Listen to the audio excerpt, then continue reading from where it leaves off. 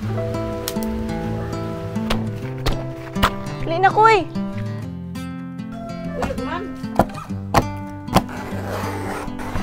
Na hati-hatiin muna.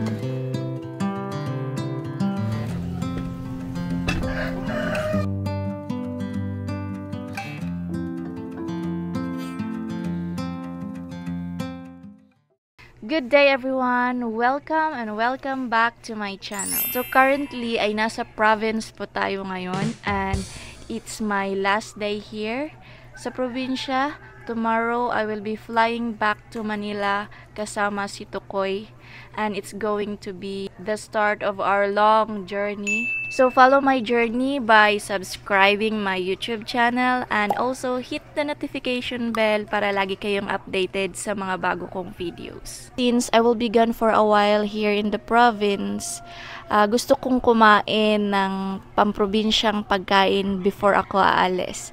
So itong pagkain na to, my grandparents used to make this when I was a kid. I don't know kung nag-i-exist ito sa ibang parte ng Pilipinas, pero dito sa amin, meron kaming tinatawag na dinumugan. Dinumugan ay basically made of very ripe cardaba banana and a bit of rice. To those who doesn't know dinumugan, watch nyo ang video na to. At sa mga alam naman kung ano ang dinumugan at naging parte ang dinumugan sa kanilang province life, watch nyo pa rin ang video na to at sabay-sabay nating alalahanin ang simpleng pamumuhay dito sa probinsya.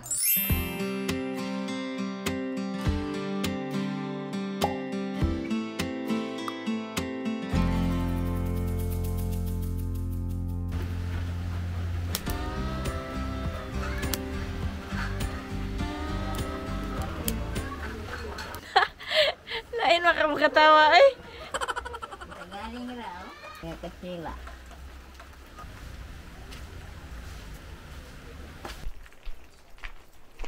So, kukuha ako ng dahon ng saging just in front dito sa simbahan namin. Diyan lang. Diyan lang naman. Taligsik. Nagkuha na yung mama ko ng dahon ng saging kanina. So, sabi ko, gusto kong ako magkuha. Dagdagan ko na lang. Kasi parang kulang yun. Para makita nyo naman kung... Aray, tuan ko na. Para makita nyo naman kung ano itsura dito sa... Yan, kasagyan yan. And this is... Hindi yan. Ayan. Lina ko eh! Kiki! Kaya Lina ki! Si Kibul na guban-uban. Next step is kailangan nating ihiwalay ang midrib sa mismong dahon. Ang midrib ito yung parang buto niya sa gitna. Kasi yung gagamitin lang natin is yung dahon pangbalot dun sa mixture ng banana tsaka rice. Mas madali yung kutsilyo kung gagamitin. Ingat-ingat lang sa pagtanggal ng dahon kasi pag hindi mo iningatan at some point mabilis kasi siyang napunit. Ayan. Ayan, nilinisan ni nanay ang aming... Say, tawagan na, nay? Kana ba? Lusong. Ito yung lusong na ginagamit namin pandurog ng mga saging or traditional na pag-separate ng rice hull sa mismong rice grain. Kung wala kaming budget noon, pampagaling. Yan. Kinit si nanay ng tubig. Ayan yung takore niya, ang tanawa. Tingnan niya ang handle ng takore niya. Yan. Naginit siya ng tubig kasi gagamitin niya as last na pangbanlaw dyan para mapatay yung mga germs at mga insekto na nakasingit. Tama! Half a cup of rice.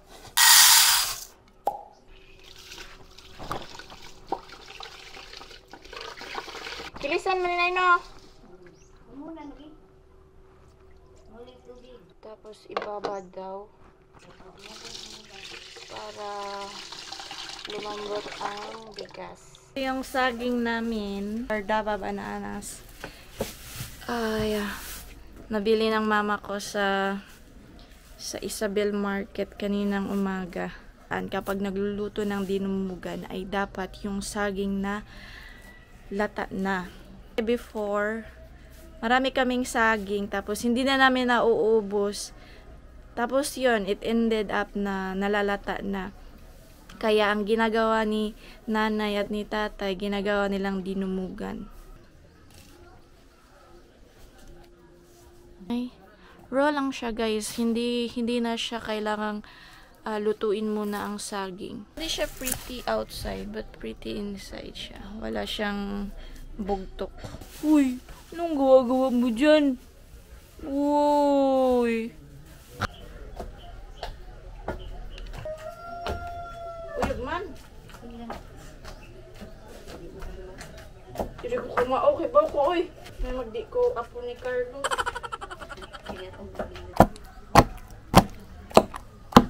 Ang panalo ka na. Ano?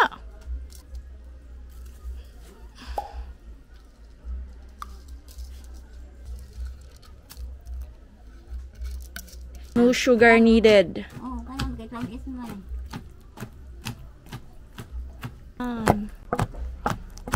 Ready na yan. Guys.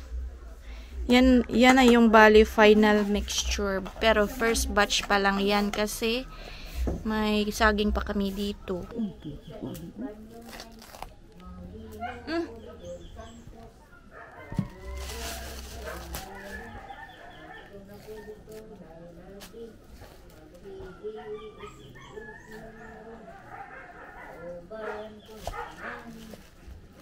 Hinay man kamo panit. Dahil man po na kinumion. Tapi, imo man ang lisuon. Lumion.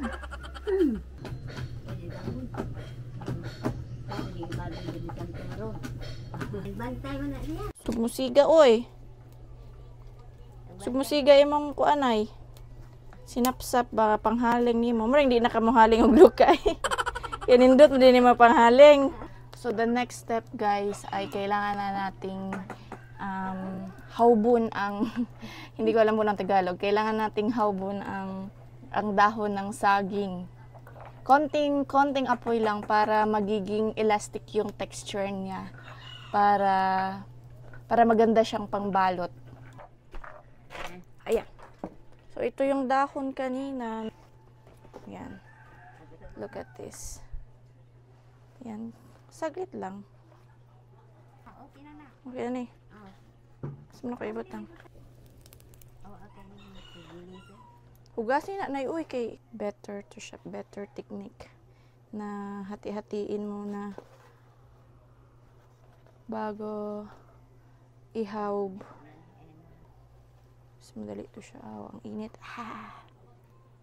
Na yung final na banana wrappers namin. So tingnan nyo yung itsura niya. Shiny na siya. Tsaka yung texture niya elastic. But kailangan ko pa itong hugasan ng tubig. Ako nang maghugas kay Girayo Maman. Akong nanay.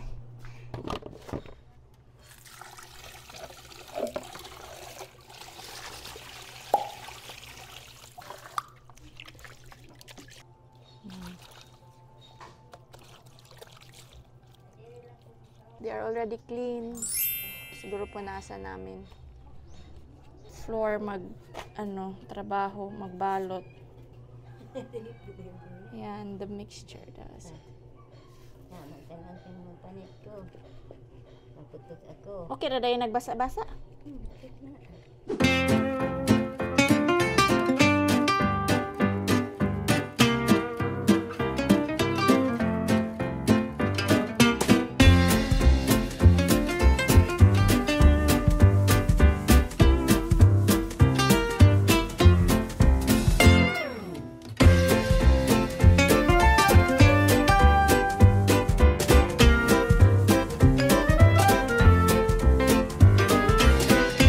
Mag-try. Okay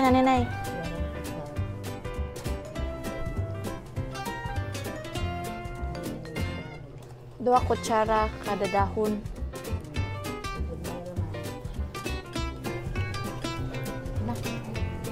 Ayaw na nga na ah. Tidak ay. Wrong. Di ka pa, sir. Saan di ay? Ganito lang pala. Ayan, malingon sa bubo. Nilukay. Ikaw mayroon ni. Ano ang mabangan ng ating magbangan? Bubura ka ayo. Bubo. Tingnan. Naglabian naman niyo. Magkikuhaan. Hindi. Sige na. Ano lang na. O sara ni kahigot. Oh, dampol ramang buta. Dampol ragod na. Ano na, nagisi pa jud ang higot. Ay, ano ko ano? Ito lang Ito yung gawa ko. Very cute. Gawa ni nanay. Tapos ito naman yung gawa ko. Maot.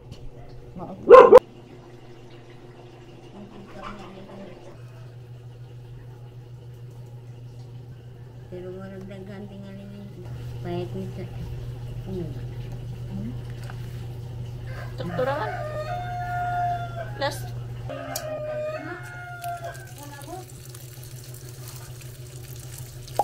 Wala na.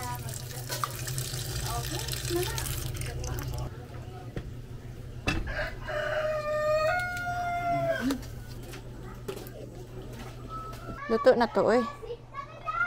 Ayan. Woo. Haunin na natin.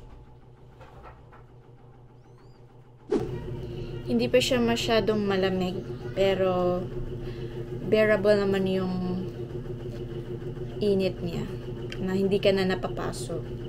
So, excited na akong kumain. Excited na akong kumain. Kaya, ang gagawin ko is bubuksan ko siya.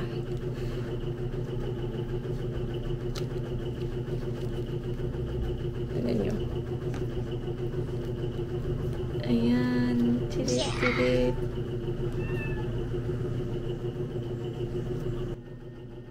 Ayan. Meron akong kutsara. Gagamit ako ng kutsara. Pero usually, kapag malamig na siya, kinakain lang namin to ng ganito. With the dahon. Pero gamitan ko lang ng kutsara. Pero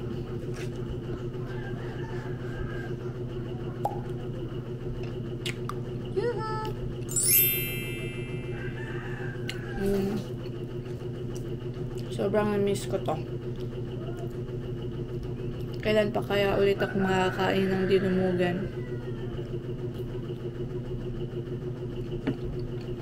Malalaman mo talaga na pinong-pino kasi kanina nung nagbabayo kami, gusto kasi ni nanay na ipipino. Pinapapino niya talaga.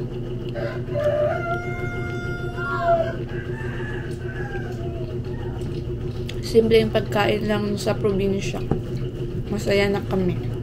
I hope na na-entertain kayo sa ating video today. Thank you for watching and see you in my next video. Adios!